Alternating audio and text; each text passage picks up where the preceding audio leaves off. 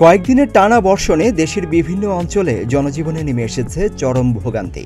এর মধ্যে ঢাকা সহ 4 বিভাগে অতি ভারী বর্ষণের আশঙ্কা করছে আবহাওয়া অফিস। সেই সঙ্গে তাপমাত্রা বাড়তে পারে বলেও ধারণা করা হচ্ছে। আবহাওয়া অধিদপ্তরের তথ্য মতে স্থলগভীর নিম্নচাপটি গাঙ্গেয় পশ্চিমবঙ্গ এবং এর কাছাকাছি এলাকায় বিরাজমান রয়েছে। এটি পশ্চিম উত্তর পশ্চিম দিকে অগ্রসর হয়ে ক্রমান্বয়ে দুর্বল হতে পারে। এছাড়া মৌসুমী বায়ুর অক্ষের বাড়তি অংশ ভারতের পাঞ্জাব, হরিয়ানা, উত্তরপ্রদেশ, বিহার স্থল গভীর নিম্নচাপের কেন্দ্রস্থল ও বাংলাদেশের মধ্যাঞ্চল হয়ে আসাম পর্যন্ত বিস্তৃত রয়েছে। সেই সঙ্গে মৌসুমী বায়ু বাংলাদেশের উপর সক্রিয় এবং উত্তর বঙ্গোপসাগরে প্রবল অবস্থায় রয়েছে।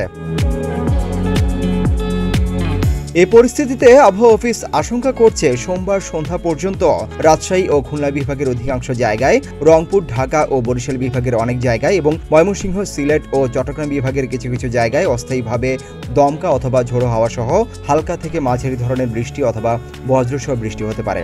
এই সময় রাজশাহী, ঢাকা, খুলনা ও বরিশাল বিভাগের কোথাও কোথাও মাঝারি ধরনের ভারী থেকে অতি ভারী বর্ষণ হতে পারে। দেশের সব বিভাগেই ঝড় বৃষ্টি ও ভারী বর্ষণের এই প্রবণতা আগামী কয়েকদিন অব্যাহত থাকতে পারে বলেও ধারণা করা হচ্ছে।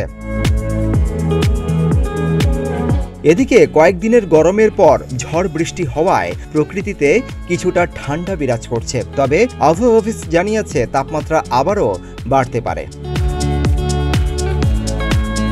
নীলফামারী সৈয়দপুরে রোববার দেশের সর্বোচ্চ ৩১.৮ ডিগ্রি সেলসিয়াস তাপমাত্রা রেকর্ড করেছে আবহাওয়া অফিস। এদিন দেশের সর্বনিম্ন ২৩ ডিগ্রি সেলসিয়াস তাপমাত্রা ছিল সিলেটে।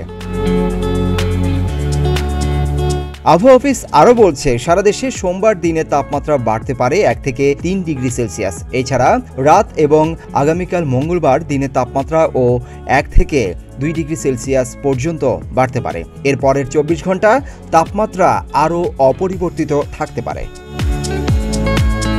সিদ্দিকুর রহমান, রোমন, প্রতিদিনের বাংলাদেশ।